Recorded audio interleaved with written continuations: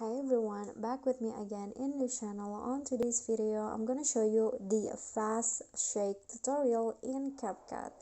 So here I've already added some photo into my CapCut, and I'm going to add the shake effect into my photo. So what you need to do is just go to this and then go to effects and choose video effects and find the shake effects on the basic category. Just browse over, so this one's right here, and click on adjust, set the speed into 10 and the intensity into 18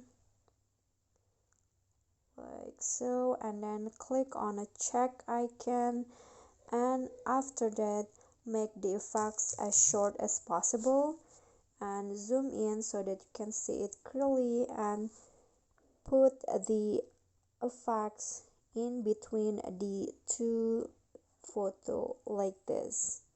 So you can do this for the rest of your photo. So I'm going to just skip it and I'm going to add the effects, so for the whole photo right here.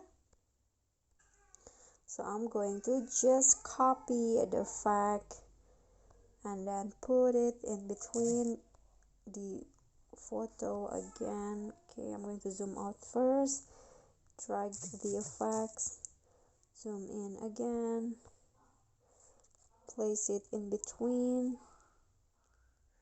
like this, and then copy again and do the same thing, just drag the effect.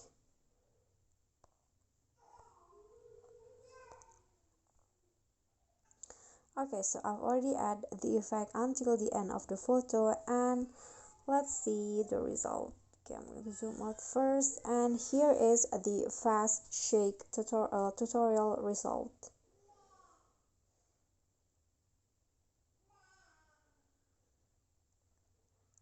Okay, so yeah, you can just add some beats into it because I don't want to get copyrighted, but so I can add the audio, so you can just add the audio on your own.